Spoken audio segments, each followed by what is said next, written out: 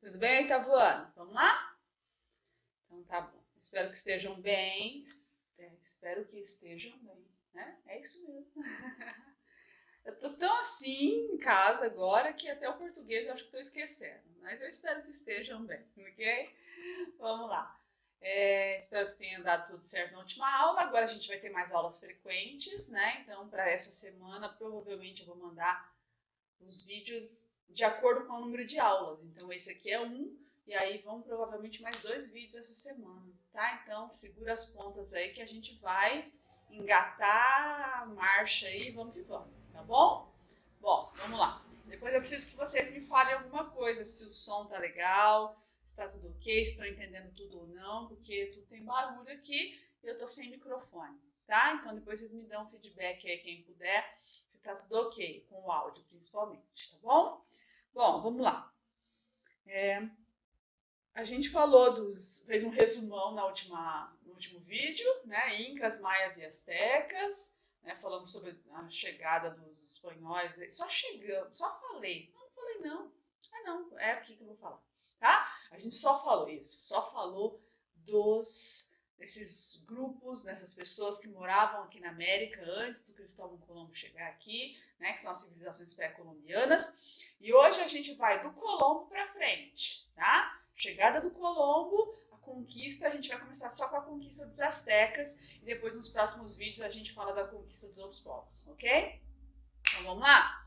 Olha só, o nosso amigo Cristóvão Colombo é o seguinte, ele era um navegador genovês, tá? E ele tinha um plano, ele era um cara fantástico. Uma das primeiras navegações, uma das primeiras embarcações que ele liderou. Ele tinha 14 anos, né? Então ele já fazia as suas viagens, ele trabalhava com isso. Ele entendia de astronomia, ele entendia de cartografia. Ele não era um Zé Manezinho, tá bom? O cara era inteligente, desde os 14 anos ele já está mostrando quem ele é, tá? E ele tinha um plano na cabeça dele. Qual que era o plano dele? Uma rota alternativa e mais curta para chegar ao Oriente. Ele fez tudo isso daí, traçou esse plano na cabeça dele aí, por quê? Porque ele acreditava verdadeiramente que a Terra era redonda. Tá? Então, baseado em tudo que já estavam descobrindo nessa época, desde o renascimento cultural e tudo mais, renascimento científico, todo mundo falava já, Copérnico, Galileu, e a Terra é redonda, não sei o quê. Então, ele acreditava verdadeiramente que a Terra era redonda, e ele fez na cabeça dele o seguinte, bom, se a Terra é redonda, se a gente for em linha reta, aqui eu tenho um mapinha aqui, tá? Saindo daqui da Europa, se for em linha reta, ele não conhecia isso aqui, tá? Diga-se de passagem, tá bom? Então, ele acreditava que ele saindo daqui, ele conseguiria dar a volta e chegar aqui na Ásia pelo outro lado, tá bom? Por que Ásia? Porque eles já tinham muito comércio. Portugal e Espanha já faziam muito comércio com a Ásia, principalmente com a Índia. Então, o que vai acontecer? Só que eles faziam essa rota aqui. Eles saíam da Europa, ia circulando aqui a África, depois eles chegavam aqui, tá? Essa passagem aqui, ó, era muito perigosa, que era o Cabo das Tormentas, eles chamavam de Cabo das Tormentas, né, que foi ultrapassado aí pelo Vasco da Gama, e aí depois mudou o nome para Cabo da Boa Esperança, né, porque aí eles conseguiram chegar até as Índias. Então, o que vai acontecer? Eles faziam essa rota, só que ele acreditava verdadeiramente que se ele fosse reto aqui, ó, ele ia chegar do outro lado muito mais rápido. Tá? Ele não sabia da distância, né, porque a distância é maior. Você fazer essa volta aqui é maior do que você fazer isso aqui, tá bom? Mas ele não sabia nada disso. Ele, baseado nas descobertas científicas da época, ele vai planejar essa viagem. Ele foi lá em Portugal, bateu lá na porta do Cristiano Ronaldo, né? E aí ele teve uma resposta negativa. Os portugueses falaram, não, a gente está cruzando ali, está passando perto da África mesmo, vamos lá, não tem problema, tá? E aí os portugueses disseram não para o nosso amigo e ele foi lá na Rainha Isabel de Castela, ela casada com o Fernando, lembra dela? Tá? Então, a Rainha Isabel de Castela topou. Falou assim, tá bom, vai lá.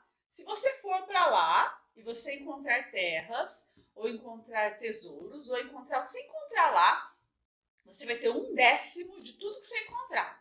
Então, isso para ele soou muito bem, obrigada, tá? E aí, um décimo, Vanessa. Caramba, se achar 100 quilos de ouro, quanto que é um décimo disso? Tá bom? Então, assim, é bastante. Tá? Para a gente pode parecer que não. Mas para a quantidade de tesouros que eles encontraram na época depois, para ele foi bem bacana. Tá? Bom, ele foi, então, patrocinado pela Rainha de Castela e ele chegou na América. Só que ele chegou, o que acontece? Ele encontrou um arquipélago, né? Um conjunto de ilhazinhas ali, e ele achou que ele já tinha chegado lá na Ásia, que ele tinha chegado no Japão, tá? Então, ele chega, só que quando ele desceu do barquinho dele lá, ele viu que ele não era o Japão, não era o Japão, não, tá? Então, o que vai acontecer aqui, ó? Vamos lá. Isso aqui eu já falei, né? Que em troca ele receberia um décimo de todos os rendimentos que ele conseguisse em Novas Terras. Ele montou uma frota com 3 embarcações, elas são famosinhas aí na história. Uma chamava Santa Maria, outra Pinta e a outra Nina, tá bom? Então, não importa muito o nome das embarcações, mas ele chegou nesse arquipélago, que hoje a gente sabe que é as Bahamas, lá no Mar do Caribe. Ele chegou no dia 12 de outubro de 1492, o famoso Dia das Crianças, tá bom? 12 de outubro de 1492, ele chega então nesse Mar do Caribe aí, nessas ilhazinhas, que ele achou que era o Japão, mas ele viu que não era, Bahamas. E ele fica. Depois das Bahamas ele vai para Cuba, ele chega até a ilha de Cuba, depois ele chega em El Salvador, ele vai chegando ali naquelas terras ali, ele passa menos de um ano ali, mas ele fica ali, e aí depois ele volta, se o meu mouse voltar aqui. Em 1493, oh Jesus Christ is the Lord, okay. Ai, adoro tecnologia, isso, obrigada, tá? Em 1493 ele volta para contar sobre as descobertas da rainha da Espanha, e ela estava loucona já para saber, né? Olha a moto que bonita, tá? Ela já estava doida para saber o que estava acontecendo, e aí ele chega em 1493 com um navio abarrotado de ouro já, mostrando para ela que o negócio estava bom para ela, tá? E aí, depois de 1493, a Espanha ficou maluca e botou um monte de navio no mar e foram tudo lá para ver o que estava acontecendo, tá bom? Então, deu certo aí. 1493 ele volta contando. E aí, só vamos lá. Lembra que os portugueses disseram não pro nosso amigo Cristóvão Colombo, certo? Falou não, a gente não está interessado e tudo mais, tá? Só que quando eles viram que os espanhóis tinham chegado lá, aqui, né, tinham sido bem-sucedidos e estava abarrotado de ouro, né, e tudo mais, outros países também ficaram sabendo disso aí, mas Portugal e Espanha que tinham a tecnologia, eles que tinham os navios mais importantes, eles que tinham o conhecimento de navegação, então por isso que eles chegam primeiro. Tá? Mas os portugueses não gostaram da ideia dos espanhóis terem chegado aqui e eles não, tá? E aí os portugueses começaram a reclamar que os espanhóis estavam navegando em águas portuguesas. Bom, naquela época você não tinha uma legislação aqui, né? Assim, cadê? Ó, essa água é minha, essa água é sua, né? Eles faziam isso aí por quê? Porque eles eram poderosões, eles tinham dinheiro, eles tinham barcos, eles tinham... Então, para eles, o mundo era deles, de Portugal e de Espanha. Então, para os portugueses, só o fato deles fazerem isso aqui para chegar nas Índias, essa região era deles, tá bom? Então, os portugueses começam a reclamar da vida aí, e aí a Igreja Católica, que tem uma influência muito grande, a gente já falou sobre ela bastantona, tá? A nossa amiga Igreja Católica vai começar a mediar a divisão, então, das fronteiras. Então, tipo assim, os católicos chamaram lá, o Papa chamou, portugueses e espanhóis, falou assim, tá bom, vamos lá. Vamos dividir, então, o mundo em dois. Olha que prepotência desses portugueses e espanhóis, né? Nós vamos dividir o mundo em duas partes, o mundo conhecido até então, né? O rei da França, na época, também zoou, deu uma zoadinha aí, ó, você vê que já tinha meme nessa época, né? E onde é que estava escrito no testamento de Adão que o mundo era dividido entre portugueses e espanhóis, né? 2 países pequenininhos lá. Mas eles dividiram o mundo em 2, cara, tá? E aí teve várias divisões. Mas aqui a gente importa mais aqui é o Tratado de Tordesilhas. E aí aqui a imagem, que eu estou usando bastante, é o Tratado de Tordesilhas, tá? E aí o que acontece? A igreja igreja, mediado pela igreja, eles pegaram e fizeram um traçado lá, calcularam as distâncias aqui, chamam de léguas submarinas, eu não entendo muito bem disso daí, depois pergunto à professora de geografia, mas eles fizeram uma divisão aqui de norte a sul, uma linha imaginária, né? E ele falou assim, ó, é o seguinte, tudo que tiver à direita desta linha pertence a Portugal, e tudo que tiver à esquerda desta linha pertence à Espanha, tá? Então, você está vendo que o branquinho aqui não, né? Eles não mexeram com a Europa e com a Ásia, que é gente grande que morava ali, tá bom? A gente com um exército poderosão para arrebentar com eles se fosse preciso. Então, você vê que não mexe na Espanha, não mexe na Europa e nem na Ásia, tá? Mas, por exemplo, África, né? Aqui a Antártida, parte da Austrália, tá? E partezinha da América aqui, ó, tá bom? Então, foi dividido aqui esta linha bonitinha. Então, tudo que tivesse à direita era de Portugal, tudo que tivesse à esquerda era da Espanha. Na época, quem se deu melhor foi a Espanha. Por quê? Porque, embora ela não tivesse já chegado em todos os territórios da América aqui, ó, eram os territórios que tinham mais ouro. Eram os territórios que tinham mais ouro. Depois Portugal vai ficar sabendo disso daí e vai dar outro rolo. Mas, por enquanto, fica sabendo disso. Então, Tratado de Tordesilhas divide o mundo aqui, ó, de norte a sul, em terras portuguesas e terras espanholas. Quem se deu, por enquanto, melhor foram os espanhóis, tá bom? Bom, e aí? Tá bom, dividido o mundo, né, entre os dois, ó, os espanhóis, oh, Jesus querido, os espanhóis trataram de arrumar suas embarcações, né, e vamos que vamos. Nisso, os portugueses já estão vindo aqui, chegando no Brasil em 1500. Os espanhóis começam a ir para a América também, tá? Respeitando o lado deles ali. E aí, o que vai acontecer? A gente vai pegar o foco aqui dos astecas para ver como é que foi a conquista, o início da conquista da América Espanhola, tá bom? E aí depois a gente vai ver as outras, como é que foi a conquista de Cusco, dos Incas, dos Maias, tá bom? Mas vamos começar aqui pelos astecas. No início lá do século XVI, então, quem que estava governando os astecas? Eu tinha um rei lá, um imperador, que era o Montezuma II. Ele era o líder, o grande líder dos astecas, né? Liderava a capital Tenochtitlán, super rico, poderoso, aquela cidade próspera, bonitona. Aí o que vai acontecer? O nosso amigo Hernán Cortés, quem que é o Hernán Cortés? Ele é um espanhol, né? Ele é um navegador. E aí o que vai acontecer? Ele vai ser enviado pelos reis da Espanha para a América para investigar e conquistar se for preciso, tá bom? Junto com ele vieram padres católicos, vieram missionários, vieram jesuítas, veio uma galera católica com a intenção de evangelizar esse povo, tá bom? Isso aí fazia parte aí lá da Contra-Reforma Católica, que eles criaram lá a Companhia de Jesus, os jesuítas que iam evangelizar. Então veio uma galera de jesuítas e padres junto com o Hernán Cortés. E veio muita gente com ele também. E aí o que acontece? Ele chega aqui na América e ele começa a investigar. Ele vem com mais ou menos 600 soldados, guarde o número. Tenochtitlán tinha 1 milhão de habitantes aproximadamente, tá bom? 600 soldados, cavalos, soldados e tudo mais. Bom, o que vai acontecer aqui? Ele vem e começa a investigar. Gente, o Cortés era um cara, assim, tira a parte maldosa, ele é o malvado favorito, tá bom? Tira a parte maldosona dele, aquele foi mal pra caramba. Mas ele era um cara inteligentíssimo, estrategista, militar, Nossa, pensa, um cara que soube fazer para conquistar tudo que ele conquistou. Porque aí, o que eu tô adiantando na vida para vocês? Ele, com 600 soldados, criaram uma estratégia para derrotar mais de 1 milhão de pessoas e acabar com esse 1 milhão de pessoas. Então, Hernán Cortés era um cara estrategista. Ele era muito político, ele sabia lidar com as tropas, ele sabia se organizar, ele sabia criar estratégias. Quando ele chegou aqui, na América, aqui eu tô falando na América, tá bom? Quando ele chega na América, o que vai acontecer?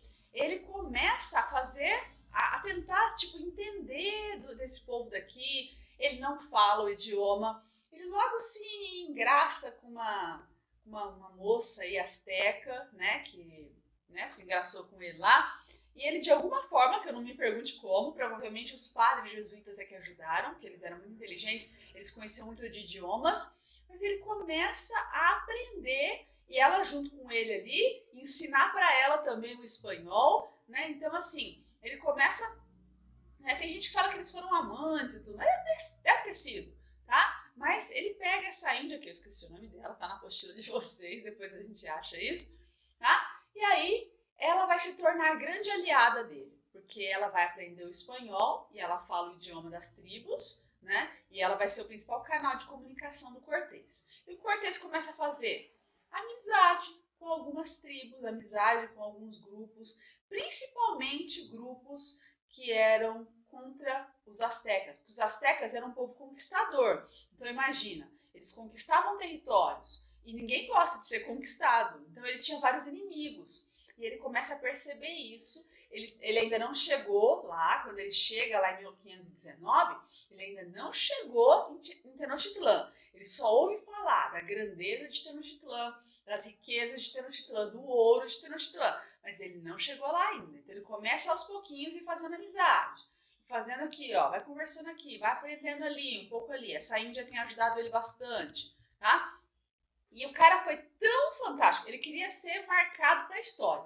Ele queria que o nome dele ficasse gravado na história. Então, ele faz a descrição total do processo de conquista dos astecas. Desde quando ele chegou, o que ele foi fazendo, o que ele foi arrumando, organizando, as estratégias. Isso ainda existe hoje. São livros hoje que foram feitos, foram criados. E é uma riqueza. Para historiador, a gente chora de alegria, de ver como que ele foi descrevendo. É lógico que ele bota a visão dele ali, né? Mas como que ele foi descrevendo isso, porque ele mandava cartas para os reis da Espanha para contar. E ele se exaltava, lógico, né? E aí ele conta, vai contando, vai contando, vai contando. Impressionante, tá bom? Você vê que eu empolgo, né? Eu gosto disso aí pra caramba, eu gosto dessa história pra caramba. Bom, havia uma pedra no sapato do nosso amigo Cortés, que se chamava Diego Velázquez, tá? Na verdade, os dois foram enviados para cá. E os dois não se bicavam, né? Os dois desconfiavam um do outro e os dois queriam liderar a expedição, tá? Então ele começa aí uma disputinha particular entre o Cortés e o Diego Velázquez para liderar, só que o Cortés acaba ganhando. Por quê? Porque o Cortés, ele é o cara que sabe fazer amizade com as tropas, que é carismático, que convence as pessoas, né? Então, o Diego Velázquez era bom também, mas ele era assim, ele era mais político, ele era mais conversador e tudo mais, e as pessoas confiavam mais nele. Então ele acaba se tornando o líder da expedição, tá bom? O que ele começa a fazer? Vamos lá, aqui. Ele, junto com a indiazinha dele lá, ele começa a fazer alianças com povos inimigos dos astecas. Mira, eu vou em espanhol. Olha a estratégia do cara, tá? Então ele começa a fazer aliança com povos inimigos. Ele ia lá com a Índia lá e conversava com esses povos. Ó, eu sei que os astecas estão fazendo isso, isso e isso. Eu tô aqui para ajudar. Se vocês me ajudarem, eu vou apoiar vocês depois, e não sei o quê. Então é aquela conversa fiada. Ele não ia apoiar coisa nenhuma. Depois ele ia tacar a faca nas costas dos caras. Mas ele não ia falar isso, né? Então ele vai lá fazendo uma amizadezinha com os povos e tudo mais. Tá? Teve um povo que não quis. Falou assim que preferia morrer do que fazer aliança com os espanhóis para atacar outros povos parecidos com eles. Esse daí foi vencido, tá bom? Ele foi lá e matou um monte de gente, mostrou para que veio, e aí eles foram obrigados a fazer aliança, tá bom? Mas então o que acontece?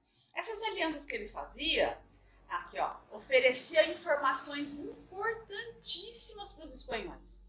Então, por exemplo, o Cortés não conhecia o território, ele não conhecia se aquele lugar era melhor para atacar, se podia ter alguém escondido ali, se podia ter isso, podia ter aquilo, ele não sabia. A aliança com esses povos aí, esses povos davam as estratégias para ele, ó. Os astecas têm esse problema aqui, ó. A fraqueza deles é essa daqui, ó. Ali eles não conseguem chegar, ó. Eles têm dificuldade. Sabe, analisando o time de futebol? Vocês que gostam de futebol pra caramba, tá? Fazer uma análise tática do negócio. Tá? Ó, aquele ali não sabe chutar bem com a esquerda. Fecha a esquerda dele que você vai se dar bem. Era mais ou menos isso que fazia. Ó, os astecas não são bons assim, ó. Ataca desse jeito, entendeu? Então, conhecendo, inclusive, o perfil e o caráter do Montezuma, que era o líder. Ó que loucão aqui, ó. O Cortés sabia que ele era um cara que ele não sabia falar não, às vezes, né? E aí o que acontece? Recebia bem os visitantes, né? Era um cara educadão e tudo mais. Então, Cortés, ele vai lá com a cara e com a coragem, junto com um grupo de espanhóis, e visita o Montezuma.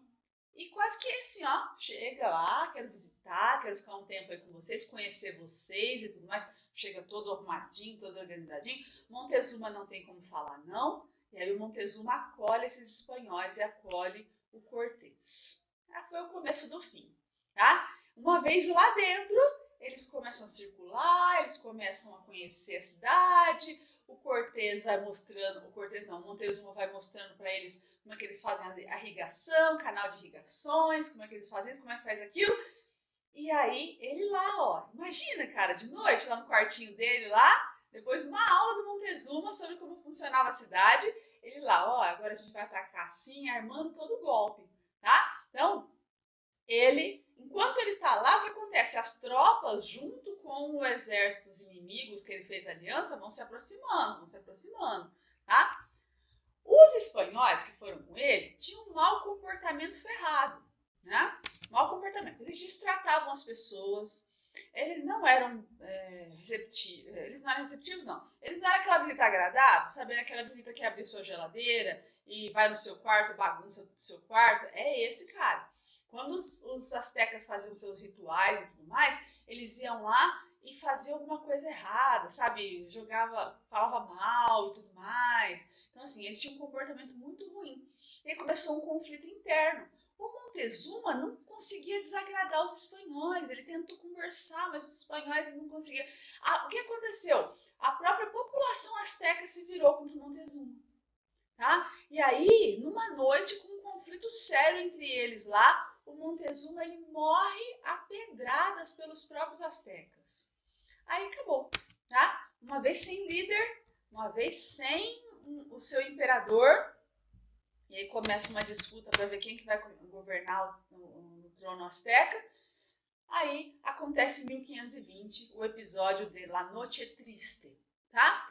Os espanhóis, eles não atacaram de princípio. Ó que louco o negócio. Montezuma foi morto, a população fica sem líder a princípio, sem um líder. E aí o que acontece? Eles estavam acostumados com a liderança do Montezuma. Ele era o líder do exército, inclusive. Então você imagina, você vai lá e mata o seu próprio líder. Então imagina o psicológico desse grupo, como é que ficou, sem líder, com esses espanhóis enchendo o saco lá e atrapalhou a vida deles.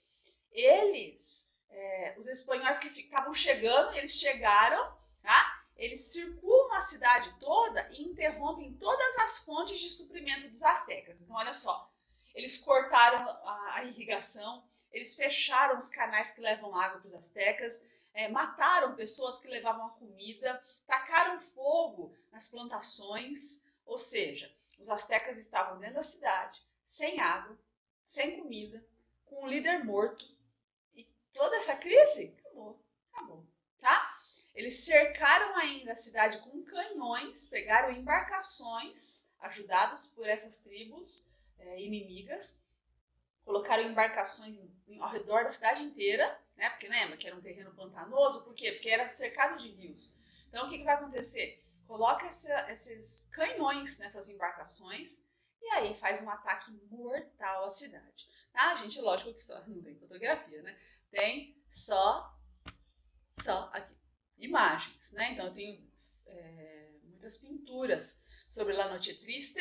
Tá? Então são 600 espanhóis mais as tribos inimigas, né, dos astecas, caindo para matar mesmo, tá? Canhões, né, destruindo a cidade inteira e eles invadindo, matando mulheres, crianças, jovens, tudo que eles encontraram pela frente, tá? Então, La Noche Triste. Cortés, ele arrasou a cidade inteirinha, tá? E no lugar da cidade de Tenochtitlán, ele construiu a cidade do México, que foi considerada a capital da Nova Espanha. Eles chamaram o território ali de Nova Espanha e a capital é a cidade do México, tá? Então, olha só, dominou, óbvio, né? Aí eles foram, deixa eu só mostrar. ele juntou muito ouro, né? Cortés juntou muito ouro nessa vida. Ele mandou construir um palácio para ele, né, lá no México. Não na cidade do México em si, se você aparecer aí, tá? Tá lá até hoje, esse palácio, esse castelinho dele aqui, basiquinho, né? Então ele construiu esse castelinho aqui com o ouro que ele, porque a rainha, os reis da Espanha dividiram com ele, né? Lógico que ele teve uma porcentagem menor, mas mesmo porcentagem menor, era muito bem, obrigada, tá? Então ele constrói e aí dizem que não tem mais, né? Em alguns lugares, que era tudo de ouro, né? As batentes da porta, maçaneta, tudo feito de ouro lá dentro, né? Tudo assim, muito rico, muito próspero. Fez só para ele, ó, que emoção, né? Tá? Então, fez só para ele esse castelinho aí. E aí, ele mandou construir a cidade do México em cima das ruínas de Tenochtitlan e virou a capital da Nova Espanha, tá? Houveram outras expedições, a gente vai falar depois dos astecas, dos incas e dos maias, mas por enquanto é isso que a gente tem para hoje, tá? Vai o vídeo, depois mando lição, e aí falem comigo, e a gente vai se falando, ok? Se tiver alguma dúvida, manda dúvida também, e eu espero que tenha todo mundo entendido, ok? Então tá, um beijo para vocês, bye bye.